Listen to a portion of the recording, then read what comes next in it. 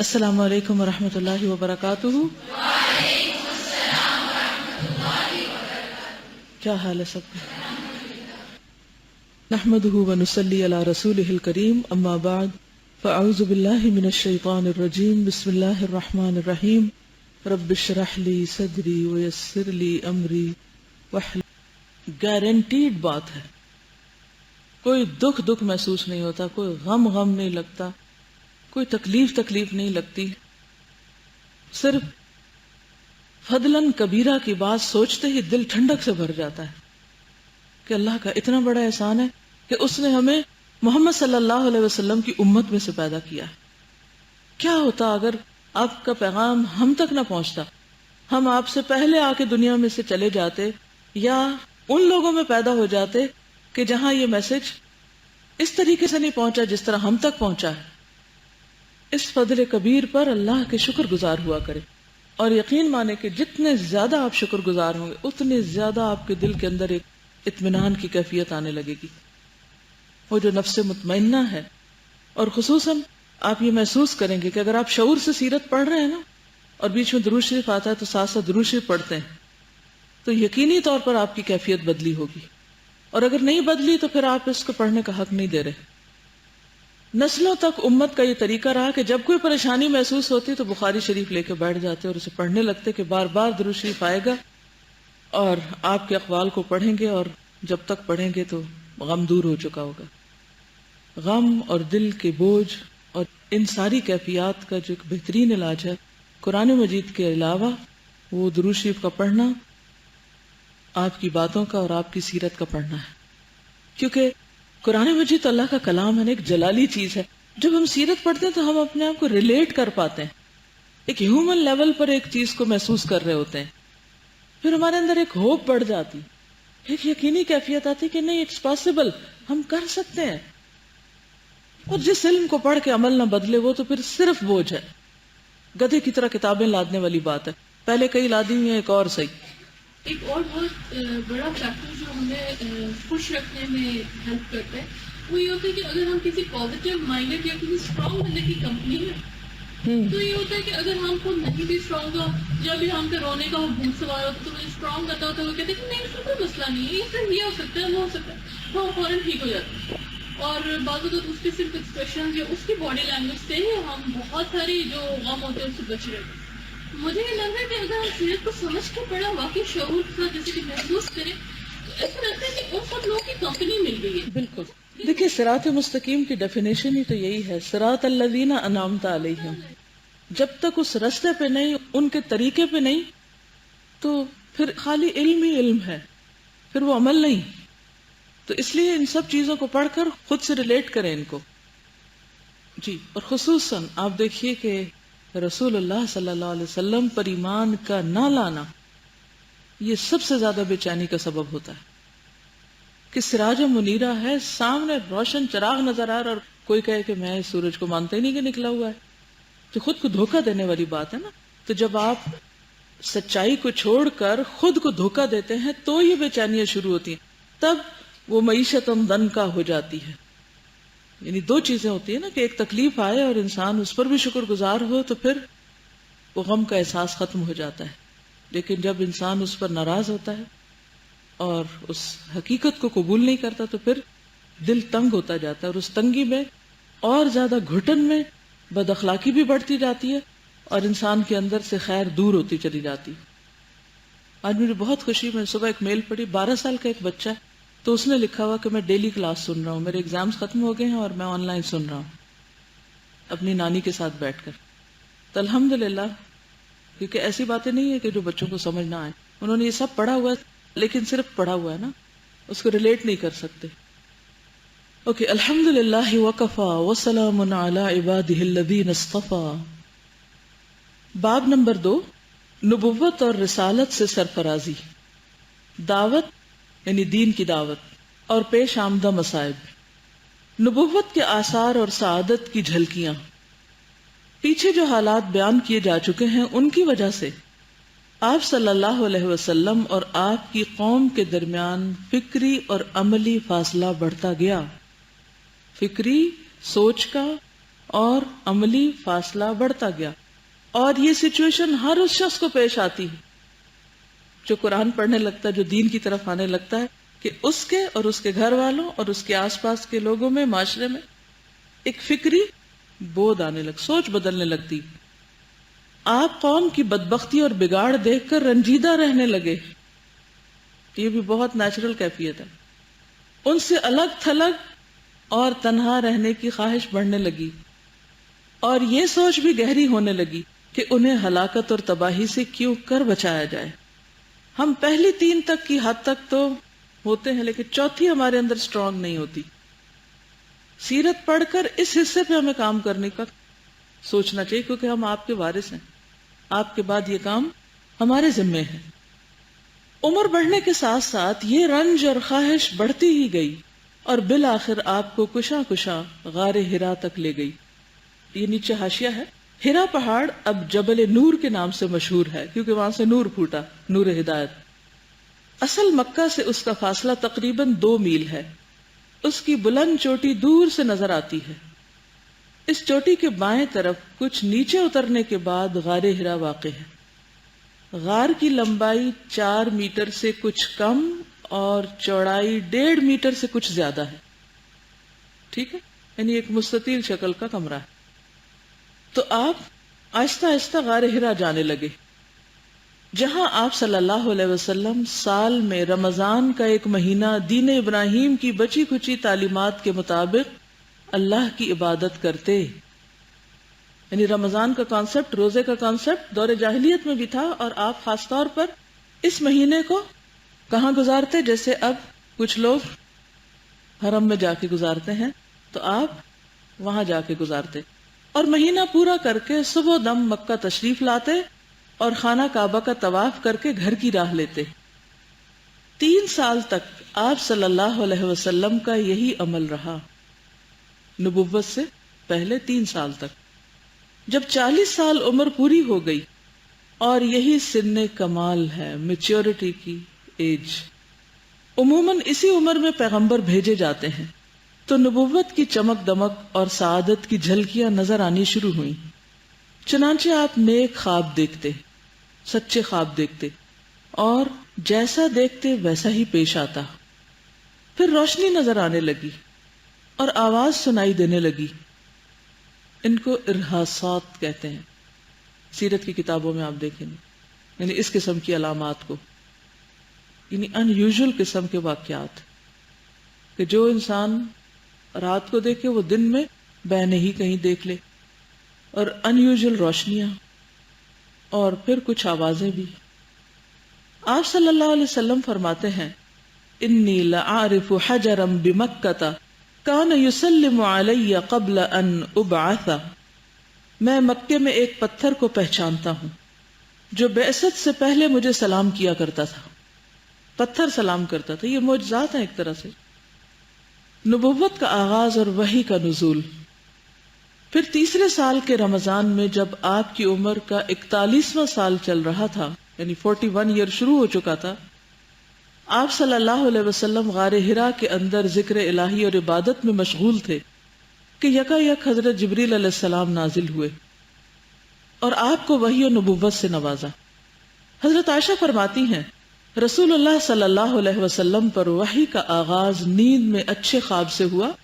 آپ جو خواب دیکھتے وہ سپیدہ صبح کی طرح نمودار ہوتا, بالکل کلیئر, واضح. پھر آپ کو تنہائی پسند آنے لگی, چنانچہ آپ غار ہرا میں خلوت اختیار فرماتے اور کئی رات گھر آئے بغیر عبادت کرتے, اور اس عرصے کے لیے توشہ بھی لے جاتے, یعنی کھانے پینے کا سامان. پھر حضرت خدیجہ رضی اللہ تعالی عنہا کے پاس واپس آتے اور اسی جیسی مدت کے لیے پھر توشہ لے جاتے, یہاں تک کہ آپ غار ہرا ہی میں تھے کہ آپ کے پاس حق آ گیا, یعنی آپ کے پاس فرشتہ آیا اور کہا, اقرأ, پڑھو. آپ نے فرمایا, ما انا بقارئ, میں پڑھنا نہیں جانتا. آپ فرماتے ہیں, فأخذنی فغطنی حتی بلغ منی الجہد ثم ارسلنی فقال اقرأ.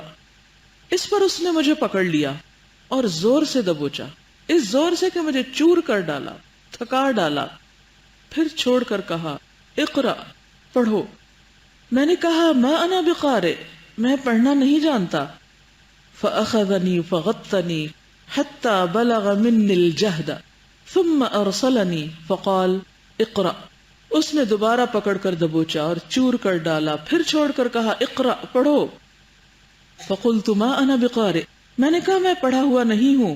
فأخذني فغطني الثالثة ثم أرسلني فقال اقرأ باسم ربك الذي خلق خلق الإنسان من علق اقرأ وربك الأكرم الذي علم بالقلم علم الإنسان ما لم يعلم. اس نے تیسری بار دبوچا اور کہا پڑھ اپنے اس پروردگار کے نام سے جس نے پیدا کیا، انسان کو لوتھڑے سے پیدا کیا. پڑھ، تیرا رب بڑا کریم ہے جس نے قلم کے ذریعے سے علم دیا، انسان کو وہ بات سکھائی جسے وہ جانتا نہ تھا. پہلا کام کیا بتایا گیا؟ پڑھو. اور قلم کا ذکر ہے تو ہمارے لیے پڑھو اور لکھو بھی. پڑھنے کے ساتھ لکھنا ضروری. لکھ کر ہی سیکھ سکتے ہیں. صرف ہاتھ پہ ہاتھ دھر کے میری شکل دیکھنے سے علم نہیں آئے گا. کچھ نہ کچھ ساتھ ساتھ لکھا بھی کریں. اگرچہ آپ کے اوپر وہ مخصوص کیفیات تو طاری ہو رہی تھی اور آپ کے اندر غیر معمولی قسم کی چینجز بھی آ رہی تھی، لیکن آپ ان کو کچھ فگر آؤٹ نہیں کر پا رہے تھے کہ کیا ہو رہا ہے. حضرت خدیجہ سمجھ نہیں تھی اور وہ پورا تعاون کر رہی تھی. دنوں کے لیے شوہر کو بھیج دینا بغیر کسی شکوے کے، بغیر کسی شکایت کے، اور ہر طرح سے سپورٹ کرنا، یہ بہت بڑی کوالٹی. بہرحال جبریل علیہ السلام آتے ہیں اور وحی نازل ہوتی. وحی کو قبول کرنے کے لیے بھی آپ کو تیار کرنا ضروری تھا. اس میں بھی ہم سب کے لیے ایک بہت بڑا سبق کہ ایک طالب علم کو اچھی طرح جھنجھوڑنا چاہیے تاکہ وہ جاگ اٹھے، قبول کر لے. استاد وہ نہیں ہوتا جو آئے لیکچر سنائے، کوئی سو رہا ہے، کوئی جاگ رہا ہے، کوئی پڑھ رہا ہے، نہیں پڑھ رہا اور چلا جائے. آج کل کی تعلیم اسی قسم کی ہے. اسی لیے ایک جائز حد تک استاد کو حق حاصل ہے کہ وہ شاگرد پر اتنی سختی ضرور کرے، اتنا ضرور جھنجھوڑ دے کہ جس کے بعد وہ پڑھنے کے لائق ہو جائے. قرآن مجید کا تو ویسے ہی بوجھ بہت تھا. لو انزلنا هذا القرآن على جبل لرأيته خاشعا متصدعا من خشية الله. اگر یہ وحی آپ کے دل پر اس وقت نہ اترتی اور جبریل اس کلام کو غار حرا پہ جبل نور پہ ڈالتے تو وہ سارا ریت کی طرح بیٹھ جاتا. اتنا بھاری کلام تھا، آسان چیز نہیں تھی. اس کو لینا اور اس کو پڑھنا اور اس کو دہرانا اور اس کو اخذ کرنا، اسے قبول کرنا، تو اس کے لیے آپ کو فزیکلی بھی تیار کیا جا رہا ہے، جسمانی طور پر بھی تیار کیا جا رہا ہے کہ جبریل آپ کو پکڑ کر جھنجھوڑتے اور اتنا یعنی دبوچتے ہیں کہ گویا توڑ کے رکھ دیا ہو، تھکا کے رکھ دیا ہو. بعض اوقات انسان جب بہت جسمانی راحت میں ہوتا ہے نا تو پھر کیا ہوتا ہے، سونے لگتا ہے. جب بہت آرام ملنے لگتا ہے تو پھر انسان پوری طرح علم کو جذب نہیں کرتا، اخذ نہیں کرتا. تو ایک طرح سے آپ کو پوری طرح جگا دیا گیا اور پھر اس پر وہی نازل کی گئی. 3 بار ایسا ہوا تو تیسری بار آپ پڑھنے لگے. اور آپ دیکھیے کہ صرف انسان نہیں، پہاڑ نہیں، فرشتے کیا کرتے ہیں اس وقت جب وہی نازل ہوتی. حضرت ابو ہریرہ سے روایت ہے کہ آپ صلی اللہ علیہ وسلم نے فرمایا جب اللہ تعالیٰ آسمان پر فرشتوں کو کوئی حکم دیتا ہے، یعنی اللہ کا حکم آتا ہے، تو وہ عاجزی کے ساتھ اپنے پر مارنے لگتے ہیں. یعنی وہ ایک جگہ ڈھیٹ بن کے اور بے حس اور پرواہی نہیں، ہونٹ تک نہیں ہلتے، نہیں، ایسے نہیں. جب اللہ کا حکم آتا تھا تو وہ پر ہلانے لگتے تھے اور پھر غور سے سنتے. یہ فرشتوں کا حال بتا رہی. اور زنجیر کی سی جھنکار نکلتی جیسے زنجیر کو پتھر پہ مارا جائے. جب فرشتے حکم الہی کے خوف سے کچھ بے غم ہوتے ہیں تو آپس میں ایک دوسرے سے پوچھتے کہ اللہ تعالیٰ نے کیا حکم دیا. کیوں پوچھتے ہیں؟ اس کا مطلب انہوں نے سنا نہیں, کنفرم کرنا چاہتے ہیں کہ جو میں نے سنا سمجھا وہ ٹھیک ہے نا. تو دوسرے کہتے ہیں جو کچھ فرمایا وہ حق ہے اور اللہ تعالیٰ بڑا بلند و برتر ہے. اس کا یہ مطلب نہیں نہ اس نے سنا اور نہ اس نے سنا اور بات ٹال دی, نہیں, دونوں کو پتا تھا جو سنا ہے. حضرت عبداللہ بن مسعود فرماتے ہیں کہ رسول اللہ صلی اللہ علیہ وسلم نے فرمایا کہ جب اللہ تعالیٰ وحی کے ذریعے کلام فرماتے ہیں تو آسمان والے آسمان میں ایک ایسی آواز سنتے ہیں جیسے پتھر پر زنجیر گھسیٹی جا رہی ہو. پھر وہ بے ہوش ہو جاتے ہیں اور مسلسل اسی حالت میں رہتے ہیں یہاں تک کہ جبریل علیہ السلام ان کے پاس آتے ہیں اور ان کی گھبراہٹ دور ہو جاتی ہے. وہ کہتے ہیں اے جبریل آپ کے رب نے کیا فرمایا؟ جبریل کہتے ہیں سچ فرمایا. تو جواب میں کہتے ہیں سچ فرمایا. یعنی جب اللہ تعالیٰ کی طرف سے ان کو کوئی حکم ملتا ہے تو ان کی کیفیت کس طرح بدلتی ہے. اور ہم جب قرآن سنتے ہیں اور پڑھتے ہیں ہم تو سبق ہی ڈھونڈتے رہتے ہیں, کیفیات تو کیا بدلیں گی. تو یاد رکھیے کہ جب تک قرآن کو آپ محسوس نہیں کرتے, ٹھیک ہے کہ ہر وقت وہ کیفیت نہیں ہوتی لیکن کسی وقت تو ہو, تو اس وقت تک اندر سے وہ شر نہیں نکلتا, یہ ٹوٹ کر ہی نکلتا ہے. اور یہ بھی آپ کو معلوم ہے کہ جب وحی نازل ہونے لگی تھی تو ہر طرف سے جتنے بھی شیاطین تھے سب کو شرارے پھینکے جاتے اور ان کو قریب نہیں آنے دیا جاتا تھا. اور تمام زمین پہ جن پھیل گئے تھے کہ یہ ہو کیا رہا ہے. پہلے تو ہم اوپر چلے جاتے تھے, اب ہم اوپر نہیں جا سکتے. لگتا ہے کہ دنیا میں کوئی غیر معمولی واقعہ پیش آیا. اور پھر شیاطین یا جنات جب تہامہ کی طرف آئے جہاں نبی صلی اللہ علیہ وسلم اکاس جاتے ہوئے نخلہ کے مقام میں اپنے صحابہ کے ساتھ فجر کی نماز پڑھ رہے تھے, تو اس وقت جنہوں نے قرآن کو سنا انہوں نے کہا انا سمعنا قرآنا عجبا یہدی الی الرشد فآمنا بہ, فوراً ایمان لے آئے تھے. اور پہلی بات جو انہوں نے پہلا وعدہ کیا تھا کہ ہم اپنے رب کے ساتھ کسی کو شریک نہیں کریں گے. یہی دین کا پیغام ہے اصل میں, کہ اپنے رب کے ساتھ کسی کو بھی شریک نہیں کرنا.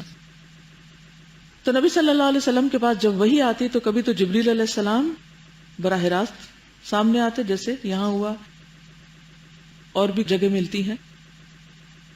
اسی طرح حضرت عائشہ نے روایت کیا ہے حارث بن ہشام سے کہ انہوں نے پوچھا نبی صلی اللہ علیہ وسلم سے کہ آپ پر وحی کیسے آتی تھی؟ آپ نے فرمایا مجھ پر وحی کبھی تو گھنٹی کی جھنکار کی طرح آتی اور وہ کیفیت مجھ پہ بہت سخت ہوتی, پھر وہ کیفیت موقوف ہو جاتی اور میں اس وحی کو محفوظ کر چکا ہوتا ہوں. اور کبھی فرشتہ انسانی شکل میں آتا ہے اور جو کہتا ہے میں اسے یاد کر لیتا ہوں. تو یہ مختلف اقسام ہے وحی کی. ایک اور روایت میں آتا ہے کہ جب وحی نازل ہوتی آپ اپنا سر مبارک جھکا لیتے تھے, جب وحی ختم ہو جاتی تو آپ سر اٹھاتے تھے. تو اس سے صحابہ کو پتہ چل جاتا کہ آپ پر وحی نازل ہو رہی ہے. ایک اور روایت میں آتا ہے کہ آپ وحی کے وقت ہماری طرف سے اپنی توجہ ہٹا لیتے تھے اور آپ کے چہرے کا رنگ بدل جاتا تھا.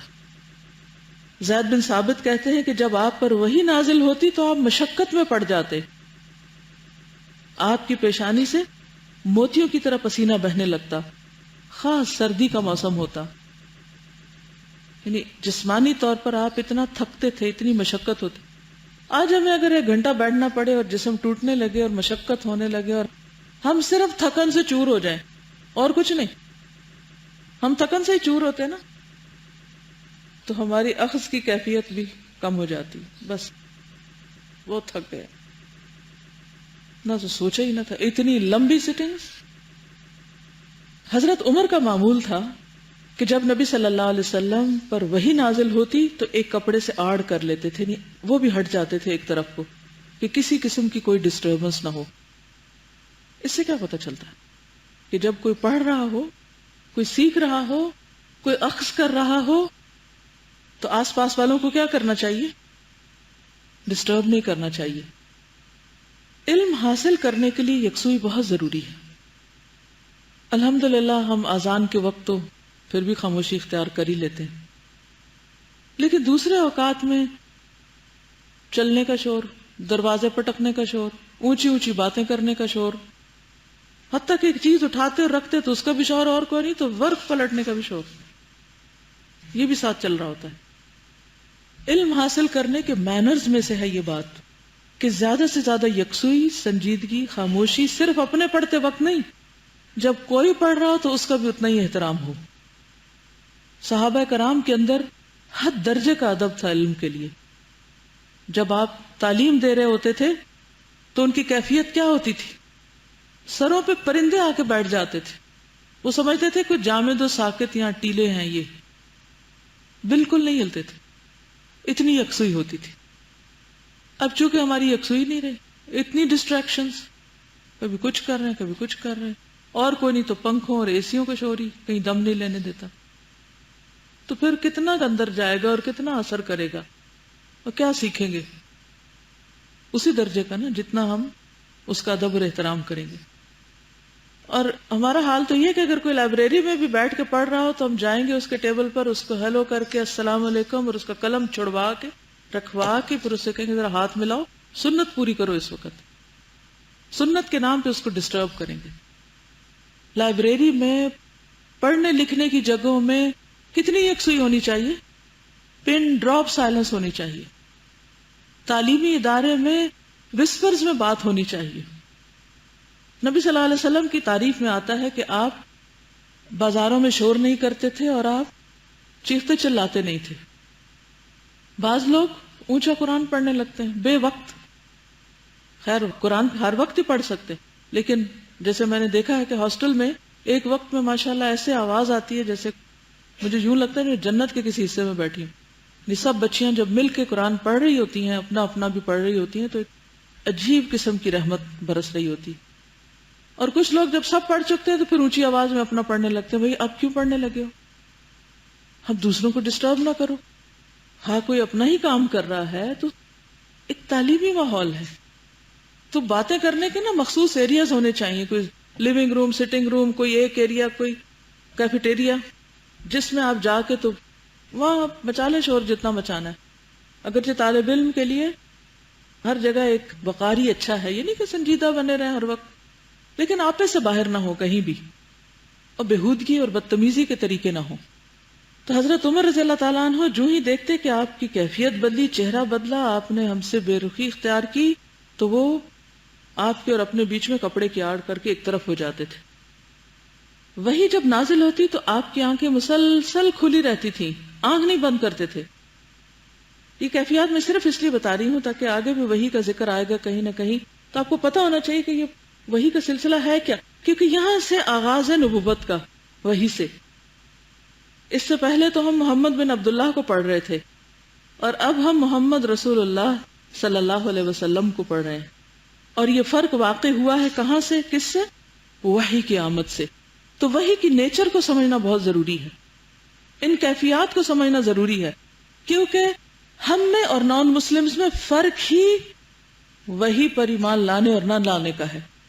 تعریف تو غیر مسلم بھی آپ کی بہت کرتے ہیں، آپ کی شان میں طرح طرح کی نعتیں لکھی ہیں غیر مسلموں نے، بہت پریز کیا آپ کو، دنیا کا نمبر 1 انسان مانا، لیکن ہم ان کو محمد الرسول اللہ مانتے ہیں، وہ محمد بن عبداللہ مانتے ہیں. تو محمد الرسول اللہ صلی اللہ علیہ وسلم رسول اللہ بنتے ہیں اس وحی کے ساتھ جو وحی آتی ہے. تو اس وقت آپ کی آنکھیں کھلی رہتی، دل اور کان اللہ کی طرف سے آنے والی چیز کے لیے فارغ ہو جاتے، کوئی اور سوچ نہیں، کوئی اور چیز نہیں، کان بھی کھلے ہیں، دل بھی متوجہ ہے. پھر اسی طرح آپ کے اوپر کپ کپی کی کیفیت بھی طاری ہوتی، یعنی آپ شور بھی کرنے لگتے تھے. حضرت زید کہتے ہیں کہ جب آپ کی حالت دور ہو جاتی تو میں کھجور کی بغیر پتوں کی چوڑی شاخ لے کر داخل ہوتا، کھجور کی بغیر پتوں کی چوڑی شاخ لے کے آپ کے پاس آ جاتے، یعنی تختی لے کے آ جاتا، آپ مجھے لکھواتے اور میں لکھتا. یہ زید بن ثابت تھے. میں فارغ نہ ہوتا حتیٰ کہ قریب تھا کہ ثقل قرآن سے میری ٹانگ ٹوٹ جاتی، یہاں تک کہ مجھے لگتا کہ میں اپنی ٹانگ پر کبھی چل نہیں سکوں گا. یعنی آپ بھی ایک جگہ بیٹھ کر اس کو لکھتے رہتے اور اس لکھنے میں بھی آپ کو ایک بوجھ محسوس ہوتا تھا. تو آپ دیکھیے کہ قرآن وما هو بالہزل کوئی معمولی کتاب نہیں ہے، اس کا اپنا ایک روب ہے، ایک بوجھ ہے، اور جس شخص پر واقعی یہ اتر آتا ہے اس کی کیفیات اور اس کی شخصیت بدل کر رہ جاتی. کہتے ہیں جب میں فارغ ہو جاتا تو آپ فرماتے پڑھو تو میں پڑھتا، اگر اس میں کوئی لفظ رہ گیا ہوتا تو آپ اس کو درست کروا دیتے، پھر آپ اس قرآن کو لے کر نکلتے. کس لیے؟ سنانے کے لیے. پڑھ کے نہیں سناتے تھے، نہیں آپ لے جاتے تھے، محفوظ کروا دیتے. دو طرح کے لوگوں نے قرآن کو محفوظ کرنے میں اپنا رول پلے کیا، ایک حفاظ اور ایک خطاط. تو زید بن ثابت جو تھے وہ لکھ لیتے تھے، آپ فوراً بلواتے کہ وہی آ گئی ہے، آ جاؤ. کیا خوش قسمت تھی ان کی، خوش قسمتی پر رشک آتا. اور انہوں نے کبھی یہ نہیں کہا کہ میری تو ٹانگ ٹوٹنے لگی، بس آپ مجھے ایکسکیوز کر دیں، اتنی تکلیف میں نہیں برداشت کر سکتا. میں صرف امیجن کرتی ہوں نا سین کو، تو دل کو کچھ ہونے لگتا ہے. ہم چھوٹی چھوٹی باتوں پہ روٹھ جاتے ہیں، چھوٹی چھوٹی باتوں پہ قلم چھوڑ دیتے ہیں، کام چھوڑ دیتے ہیں، اور ذرا سی بھی تکلیف ہو، تھوڑی سی کوئی چیز آئے تو ہم کہتے ہیں بس یہ پڑا ہے دین سارا، ہم جا رہے ہیں. یہ ہیں وہ لوگ جنہوں نے ساری زندگی آپ کا ساتھ دیا، اور آپ کی وفات کے بعد بھی زید بن ثابت ان لوگوں میں سے جنہوں نے قرآن مجید کو جمع کیا. ایسے ہی قرآن کے ماہر قیامت کے دن ابن آدم کی صفوں میں سے نکال لیے جائیں گے. آپ کو پتہ نا کہ حشر کے میدان میں سب لوگ جمع ہوں گے، اور اس میں سے جو قرآن کے ماہر ہوں گے ان کو باہر نکال لیا جائے گا، اور ان کو کن کے ساتھ بٹھا دیا جائے گا؟ السفرہ الکرام البررہ، تمہارا مقام یہ ہے، اور ان کے علاوہ یہ مقام کسی اور کو نہیں ملے گا. اور جو اس کو یاد کرنے والے اور اس کو محفوظ کرنے والے ایک ایک آیت پر ایک ایک منزل طے کرتے چلے جائیں گے، اور وہ پہنچ چکے ہوں گے 6666ویں منزل پر، اور جو باقی ہوں گے وہ یہاں کھڑے ہوں گے. اچھا اوہو ہم بھی کچھ کر لیتے، ایسے ہی زندگی گنوا دی. وہاں حسرتیں ہوں گی. آج وقت ہے اور لغویات میں گزار رہے ہیں، فضول چیزوں میں، بیکار کی ان چیزوں میں جو ہمارے وقت ضائع کیے بغیر بھی ہو جائیں گی. اپنی جان کی، اپنے آپ کی کوئی قدر نہیں. تو جن کو بھی اللہ نے توفیق دی ہے، جن کو اللہ نے موقع دیا ہے، وہ ایک ایک لمحے کی حفاظت کریں. وہ اللہ کے چنے ہوئے خاص لوگ ہیں، اور اس کا حق ادا کریں. اللہ اسی قرآن کے ذریعے لوگوں کو عزت عطا کرتا ہے، اور اسی کے ذریعے ذلیل بھی کرتا ہے کہ جو اس کو مذاق بنا لے اور اس کا حق ادا نہ کریں. حضرت سہل بن سعد سے روایت ہے کہ میں نے مروان بن حکم کو مسجد میں دیکھا تو میں آ کر اس کے پہلو میں بیٹھ گیا. تو اس نے حضرت زید بن ثابت سے یہ روایت کی کہ انہوں نے بیان کیا کہ رسول اللہ صلی اللہ علیہ وسلم نے یہ آیت مجھے لکھوائی. سورۃ النساء کی آیت ہے نا کہ گھروں میں بیٹھ رہنے والے ایمان والے اور اللہ کی راہ میں جہاد کرنے والے برابر نہیں ہیں. کہ اتنے میں ابن ام مکتوم آئے تو اس نے عرض کیا کہ اللہ کے رسول صلی اللہ علیہ وسلم اگر مجھ میں جہاد کی طاقت ہوتی تو میں ضرور کرتا. اور وہ نابینا تھے. آپ صلی اللہ علیہ وسلم کی ران میری ران کے اوپر تھی کہ اسی حال میں آپ پر وحی نازل ہوئی، اور میری ران پہ اتنا بوجھ اور وزن پڑا، میں نے خیال کیا کہ کہیں میری ہڈی نہ ٹوٹ جائے. جب یہ وزن کم ہوا تو یہ الفاظ بیچ میں نازل ہوئے غیر اولی الضرر، کہ ان کو چھوٹ مل گئی کیونکہ ان کا شوق تھا. کتنی جلدی سنتا ہے اللہ. جو سچے ہوتے ہیں فوراً سنتا ہے کہ اچھا، ان کے دل کے اندر سے ایک تڑپ اٹھی نا کہ اچھا مجاہدین کا اجر اتنا بڑا ہے اور میں بیٹھا رہوں، میرا کیا قصور؟ میرے پاس آنکھیں نہیں ہیں، اگر میری آنکھیں ہوتی تو میں بھی ضرور کرتا. وہ کوئی بہانہ نہیں کر رہے تھے، یہ عذر پیش نہیں کر رہے تھے. اگر میری آنکھیں ہوتی تو میں بھی کرتا. اللہ نے فوراً اتارا کہ غیر اولی الضرر، صرف اس نیت کی وجہ سے تم ان کے ساتھ ہو. حضرت عائشہ کہتی ہے کہ بعض اوقات وہی نازل ہو رہی ہوتی اور آپ سواری پہ ہوتے، اونٹنی پہ ہوتے، تو جانور اپنی گردن زمین پہ ڈال دیتا، یعنی اونٹنی اپنی گردن جھکا دیتی اور یوں لگتا کہ جیسے وہ کمر ٹوٹ جائے گی اس کی، اتنا بوجھ ہوتا تھا. حضرت اسما کہتی ہیں کہ جس وقت نبی صلی اللہ علیہ وسلم پر سورۃ المائدہ مکمل نازل ہوئی تو ان کی اونٹنی کی لگام میں نے پکڑی ہوئی تھی. اور وحی کے بوجھ سے ایسا معلوم ہوتا تھا کہ اونٹنی کا بازو ٹوٹ جائے گا، یعنی چرچرا رہی تھی ایک طرح سے. پھر اسی طرح یہ ہوتا ہے کہ آپ کو فکر ہوتی تھی کہ کہیں میں بھول نہ جاؤں، تو آپ جلدی جلدی اس کو پیچھے دہرانے لگتے، جس کا ذکر سورۃ القیامہ میں آتا ہے. اللہ تعالیٰ نے فرمایا کہ لا تحرک بہ لسانک لتعجل بہ، آپ تیز تیز اس کو مت دہرائیں. ان علینا جمعہ وقرآنہ فاذا قرأناہ فاتبع قرآنہ، یعنی کہ سورت نازل ہو رہی ہے، بیچ میں آپ کی کیفیت دیکھ کے سبق روک کے پہلے کہا نہیں ایسے نہیں پڑھنا، پھر اس کے بعد آگے. ان سب چیزوں میں ہمارے لیے سیکھنے کی باتیں. نبی صلی اللہ علیہ وسلم پر جب وحی نازل ہو چکتی تو آپ کو سخت تکلیف ہوتی اور چہرے پر آثار نظر آ رہے ہوتے تھے. جب کیفیت دور ہوتی تو فرماتے مجھ سے یہ بات حاصل کر لو، مجھ سے یہ بات حاصل کر لو، یعنی سیکھ لو، فوراً سیکھ لو. گویا سیکھتے ہی آگے دینے کی فکر کہ کیفیت بس دور ہوئی، کہا کہ بس لے لو مجھ سے. اس کا انتظار نہیں کہ اچھا میں ذرا اس کو 4-5 دفعہ اور دوہرا لوں اور پکا کر لوں، پھر وہ ہوگی کوئی نماز کے بعد کا وقت ہوگا پھر بلاؤں گا لوگوں کو. نہیں، فوراً امانت ادا کرتے، فوراً پہنچاتے.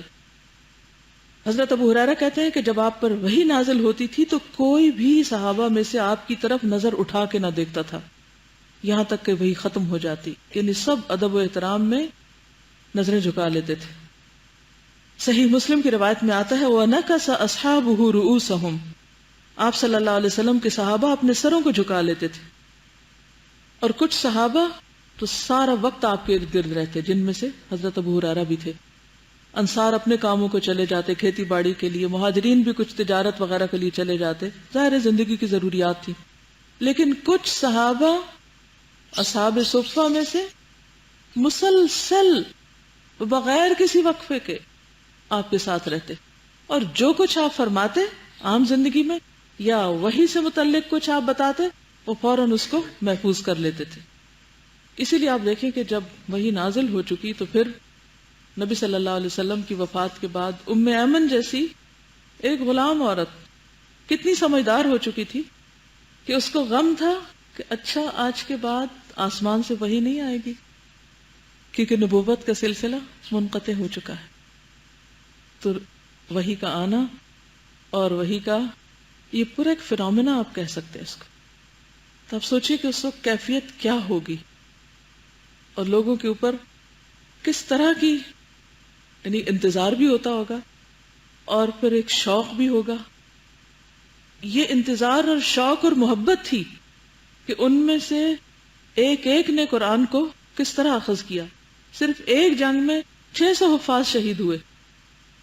یعنی لگتا ہے کہ جیسے ایک بہار آ گئی کہ ہر دوسرا شخص اس کو اپنے سینے میں محفوظ کر رہا ہے. اور عرصہ دراز تک مسلمانوں میں یہ سلسلہ چلتا رہا اور آج بھی موجود ہے. اور ہم یہ بحثیں کرتے ہیں، بڑے اپنے آپ کو انٹلیکچوئل سمجھتے ہیں کہ جی اگر اس کی مطلب سمجھ نہ آئے تو یاد کرنے کا کیا فائدہ. یہ اللہ کا کلام ہے. یہ تو ایسے ہی ہے جیسے کہ یہ اس ایپل کی مجھے پوری نیوٹریشن ویلیو مجھے نہیں پتا، تو جب پتا نہ ہو تو پھر کھانے کا کیا فائدہ. اور تو کسی چیز کے بارے میں آپ نہیں کہتے کہ میں جب تک پورا نہ جانوں اس کو تو میں استعمال ہی نہیں کروں گا. نہیں، آپ اپنی ضرورت کے تحت لیتے رہتے ہیں چاہے اس کا فائدہ ہو یا نقصان. تو قرآن ہی کے معاملے میں ہم حجت بازیاں کیوں کرتے ہیں؟ صرف ایک بات ہی کافی ہے کہ یہ اللہ کا کلام ہے، جبریل امین کے ذریعے آیا ہے، رسول اللہ صلی اللہ علیہ وسلم کے قلب مبارک پر آیا ہے، لوگوں کو خبردار کرنے کے لیے آیا ہے تاکہ وہ اس آگ سے بچ سکے. تو بہرحال چونکہ وحی کی کیفیت ایک شدید کیفیت تھی، آپ کے اوپر ایک بوجھ تھا. ان آیات کو لے کر رسول اللہ صلی اللہ علیہ وسلم واپس ہوئے. آپ کا دل کانپ رہا تھا. حضرت خدیجہ کے پاس پہنچ کر فرمایا زملونی زملونی، مجھے چادر اڑھا دو، مجھے چادر اڑھا دو. انہوں نے چادر اڑھا دی یہاں تک کہ دہشت جاتی رہی. یعنی کچھ دیر کے لیے بعض روایات میں آتا ہے کہ جیسے آپ سو سے گئے، خاموش ہو گئے، کام ڈاؤن ہو گئے. پھر حضرت خدیجہ رضی اللہ تعالی عنہا کو واقعہ سنا کر فرمایا لقد خشیت علی نفسی، مجھے اپنی جان کا ڈر لگتا ہے. کس بات کا؟ کہیں ایسا نہ ہو کہ میں یہ بوجھ اٹھا نہ سکوں. کیونکہ جس طرح جبریل امین نے بھینچا اور جس طرح وہ بوجھ محسوس ہوا آپ کو، تو آپ کو لگا کہ جیسے میں اس کو اٹھا نہیں سکوں گا. شاید کچھ اور دفعہ ایسے ہی وہی اترے گی تو میں ختم ہو جاؤں گا. انہوں نے کہا کلا واللہ ما یخزیک اللہ ابدا انک لتصل الرحم وتحمل الکل وتکسب المعدوم وتقری الضیف وتعین علی نوائب الحق. اللہ کی قسم ایسا ہرگز نہیں ہو سکتا. اللہ آپ کو کبھی رسوا نہ کرے گا.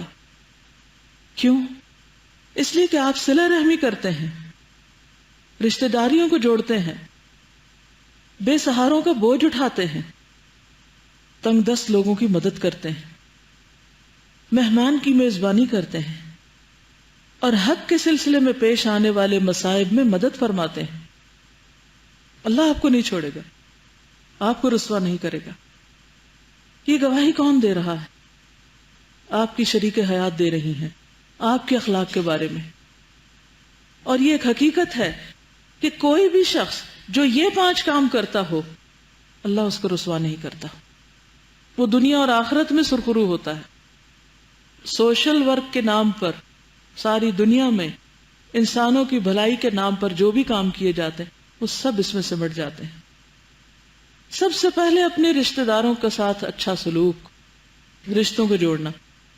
بعض اوقات لوگ دنیا بھر کی خدمت کرتے رہتے ہیں، یتیموں کی، بیواؤں کی، مسکینوں کی، لیکن اپنے رشتہ داروں سے بول چال بند، کوئی تعلق واسطہ نہیں، چھوٹی چھوٹی باتوں پہ خفا.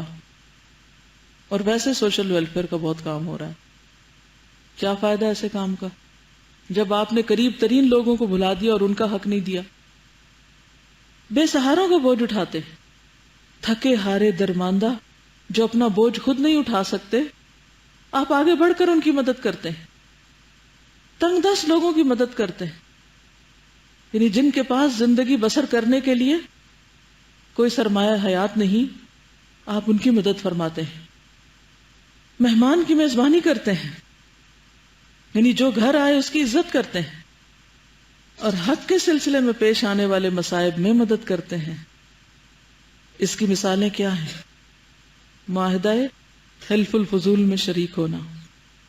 آپ نے فرمایا تھا نا کہ اگر آج بھی مجھے اس جیسے کسی معاہدے میں کوئی بلائے تو میں ضرور حاضر ہوں گا، ضرور شریک ہوں گا.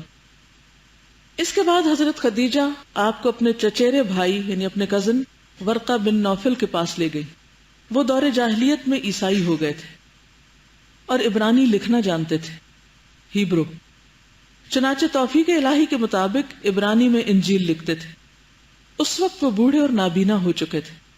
حضرت خدیجہ نے ان سے کہا، بھائی جان آپ اپنے بھتیجے کی بات سنیں. عام طور پہ ایسا ہوتا ہے نا کہ جب گھر میں کوئی شخص بیمار ہو جاتا ہے یا کوئی اس کے اوپر غیر معمولی کیفیت ہوتی ہے تو یہ عام رواج ہے نا، تو لوگ کہتے ہیں کہ کسی سیانے کے پاس لے جاؤ. تو حضرت خدیجہ بھی ان کو اپنے کزن کے پاس لے گئیں جو عالم تھے، لکھنا پڑھنا جانتے تھے. ورقہ نے کہا، بھتیجے تم کیا کہتے ہو؟ کیا معاملہ ہے تمہارا؟ آپ صلی اللہ علیہ وسلم نے جو کچھ دیکھا تھا بیان کر دیا. ورقہ نے کہا، یہ تو وہی ناموس کا معنی ہے وہی لانے والا فرشتہ جو موسیٰ علیہ السلام پر نازل ہوا تھا. کاش میں اس وقت جوان ہوتا، کاش میں اس وقت تک زندہ رہتا جب آپ کی قوم آپ کو نکال دے گی. رسول اللہ صلی اللہ علیہ وسلم نے فرمایا، او مخرجیہم، تو کیا میری قوم مجھے نکال دے گی، مکہ سے نکال دے گی؟ ورقہ نے کہا، ہاں، کوئی ایسا آدمی نہیں جو تمہارے جیسا پیغام لایا ہو مگر اس سے دشمنی نہ کی گئی ہو. اگر میں نے تمہارا وہ دن جس دن تمہاری قوم تمہیں مکہ سے نکالے گی پا لیا تو تمہاری زبردست مدد کروں گا. اس کے بعد ورقہ جلد ہی فوت ہو گئے اور وہی رک گئی. ورقہ جو تھے حضرت خدیجہ کے بعد پہلے ایمان لانے والے تھے، کیونکہ آپ نے اپنے ارادے ظاہر کر دیے کہ میں اس وقت آپ کی زبردست مدد کروں گا، اور آپ کی تصدیق کر دی کہ یہ تو وہی فرشتہ ہے جو پہلے موسیٰ علیہ السلام پر آیا. نبی صلی اللہ علیہ وسلم نے فرمایا، ورقہ کو برا نہ کہو، میں نے اس کے لیے 1 یا 2 جنتیں دیکھی ہیں، یعنی خواب میں دیکھی ہیں آپ نے. ایک اور روایت میں آتا ہے کہ میں نے خواب میں دیکھا انہوں نے سفید کپڑے پہنے ہوئے ہیں، اگر وہ جہنمی ہوتے تو سفید کپڑوں میں ملبوس نہ ہوتے. آغاز نبوت اور نزول وحی کی تاریخ، یہ نبی صلی اللہ علیہ وسلم پر پہلی بار وحی اترنے اور آپ کی نبوت شروع ہونے کا واقعہ ہے. یہ رمضان کے مہینے میں لیلۃ القدر کے اندر پیش آیا۔ اللہ تعالیٰ کا ارشاد ہے، رمضان کا مہینہ ہی وہ مہینہ ہے جس میں قرآن اتارا گیا، نیز ہم نے قرآن کو عزت والی رات میں اتارا۔ صحیح احادیث سے بھی یہ ثابت ہے کہ یہ واقعہ رات کے پچھلے پہر سوموار کی فجر طلوع ہونے سے پہلے پیش آیا۔ چونکہ لیلۃ القدر رمضان کی آخری 10 راتوں میں سے کسی طاق رات میں ہوا کرتی ہے، اور اس سال سوموار 21 رمضان کو لیلۃ القدر تھی، اس لیے اس سے یہ نتیجہ نکلتا ہے کہ آپ صلی اللہ علیہ وسلم کی نبوت آپ کی پیدائش کے 41ویں سال 21 یعنی 21 رمضان سوموار کی رات شروع ہوئی۔ اس روز اگست کی 10 تاریخ تھی، اتفاق سے اس سال بھی اگست میں رمضان آ رہا ہے، اور 610 عیسوی قمری حساب سے اس وقت آپ صلی اللہ علیہ وسلم کی عمر 40 سال 6 مہینے 12 دن تھی۔ ایک دن گنا لوگوں نے، 40 سال 6 ماہ 12 دن۔ اور شمسی حساب سے مراد عیسوی کیلنڈر 39 سال 3 مہینے 22 دن، لہذا آپ کی بعثت 40 سال شمسی کے سرے پر ہوئی، یعنی لونر کیلنڈر کے حساب سے تو آپ 40 سے اوپر کے ہو چکے تھے، لیکن شمسی کیلنڈر کے اعتبار سے ابھی نہیں۔ اب کیا ہوا، ایک دفعہ وحی آئی، پھر وحی بند ہو گئی۔ وحی کی بندش اور دوبارہ نزول، جیسا کہ بتایا گیا، غار حرا میں پہلی وحی اتر کر بند ہو گئی تھی۔ یہ بندش کئی روز تک قائم رہی، کئی کہتے 3 سال، تو یہ روایت غلط ہے، چند دن کی بات ہے یہ۔ اس کی وجہ سے نبی صلی اللہ علیہ وسلم کو سخت رنج اور ملال ہوا، لیکن مصلحت الہی اسی میں تھی، کیونکہ اس طرح خوف جاتا رہا، یعنی آپ نارمل ہو گئے، معاملے کی نوعیت کو سمجھنے کا موقع ملا، اور دوبارہ وحی کی مشقت جھیلنے کے لیے صرف یہی نہیں کہ طبیعت آمادہ ہو گئی، بلکہ ایک گنا شوق اور طلب بھی پیدا ہوئی، اور آپ صلی اللہ علیہ وسلم دوبارہ وحی آنے کا انتظار فرمانے لگے۔ پہلے تو آپ کو ڈر لگا اور آپ نے کہا کہ مجھے اپنی جان کا ڈر ہے اور خوف زدہ تھے، پھر آہستہ آہستہ نارمل ہو گئے۔ حضرت خدیجہ کی تسلی بھی ساتھ رہی۔ ادھر گوشہ نشینی کی بقیہ مدت پوری کرنے کے لیے آپ صلی اللہ علیہ وسلم ورقہ کے پاس سے پلٹ کر دوبارہ غار حرا تشریف لا چکے تھے، کیونکہ آپ پورا مہینہ وہاں رہتے تھے، آخری عشرہ وہاں گزارتے تھے، لہٰذا آپ پھر واپس چلے گئے غار حرا۔ پھر جب ماہ رمضان ختم ہو گیا اور آپ کی مدت اعتکاف پوری ہو گئی، تو حسب عادت پہلی شوال کی صبح حرا سے اتر کر مکہ روانہ ہوئے۔ حالی کا مشہور شعر ہے نا، اتر کر حرا سے سوئے قوم آیا، اور ایک نسخہ کیمیا ساتھ اپنے لایا۔ کیمیا یعنی گولڈن ورڈز۔ نبی صلی اللہ علیہ وسلم کا ارشاد ہے، فَلَمَّا اسْتَبْطَنْتُ الْوَادِيَ نُودِيتُ فَنَظَرْتُ عَنْ يَمِينِي فَلَمْ أَرَ شَيْئًا وَنَظَرْتُ عَنْ شِمَالِي فَلَمْ أَرَ شَيْئًا وَنَظَرْتُ أَمَامِي فَلَمْ أَرَ شَيْئًا وَنَظَرْتُ خَلْفِي فَلَمْ أَرَ شَيْئًا فَرَفَعْتُ رَأْسِي فَرَأَيْتُ شَيْئًا فَإِذَا الْمَلِكُ الَّذِي جَاءَنِي بِحِرَاءَ جَالِسٌ عَلَى كُرْسِيٍّ بَيْنَ السَّمَاءِ وَالْأَرْضِ فَجُئِذْتُ مِنْهُ رُعْبًا حَتَّى هَوَيْتُ إِلَى الْأَرْضِ فَأَتَيْتُ خَدِيجَةَ فَقُلْتُ زَمِّلُونِي زَمِّلُونِي دَثِّرُونِي وَصُبُّوا عَلَيَّ مَاءً بَارِدًا فَدَثَّرُونِي وَصَبُّوا عَلَيَّ مَاءً بَارِدًا فَنَزَلَتْ۔ میں پہاڑ سے اتر کر میدان میں پہنچا تو مجھے پکارا گیا، میں نے دائیں دیکھا تو وہاں کچھ دکھائی نہ دیا، بائیں دیکھا تو وہاں بھی کچھ دکھائی نہ دیا، پھر آگے دیکھا تو وہاں بھی کچھ نظر نہ آیا، پھر پیچھے دیکھا تو وہاں بھی کچھ نظر نہ آیا۔ اس کے بعد میں نے سر اوپر اٹھایا تو کیا دیکھتا ہوں، جو فرشتہ حرا میں میرے پاس آیا تھا وہی آسمان و زمین کے درمیان کرسی پر بیٹھا ہوا ہے۔ آسمان اور زمین کے درمیان کتنی بڑی کرسی ہوگی، یہ دیکھ کر میرا پورا وجود اس کے روب سے بھر گیا۔ فجُئِزْتُ، یہاں تک کہ میں زمین کی طرف جا جھکا، یعنی نیچے کو ہو گیا۔ پھر میں خدیجہ کے پاس آیا اور کہا مجھے چادر اڑا دو، مجھے چادر اڑا دو، مجھ پر کمبل ڈال دو اور ٹھنڈے پانی کے چھینٹے مارو۔ انہوں نے کمبل اڑا دیا اور ٹھنڈے پانی کے چھینٹے مارے۔ پھر یہ آیت، آپ تو لیٹ رہے تھے اور آپ کو اٹھا دیا گیا، اے کمبل پوش اٹھ اور لوگوں کو ڈرا، آرام کے دن گئے۔ پہلی دفعہ نہیں کہا گیا، پہلی دفعہ آپ لیٹے تو لیٹنے دیا گیا، جب آپ آرام سے اٹھے پھر ورقہ کے پاس گئے، پھر اپنے کام واپس چلے گئے. اب کچھ دن کے بعد دوبارہ جبریل آتے ہیں تو صرف نظر آتے ہیں، اور اس کے بعد آپ ڈر کے گھر آ جاتے ہیں اور آپ لیٹنا چاہتے ہیں، اور آپ سے کہا جاتا ہے اب لیٹنے کا وقت نہیں، اٹھو اٹھو اور ڈراؤ اور اپنے رب کی بڑائی بیان کرو اور اپنے کپڑے پاک رکھو اور گندگی سے الگ تھلگ رہو. تو قرآن لینے کے لیے پہلی شرط کیا ہے؟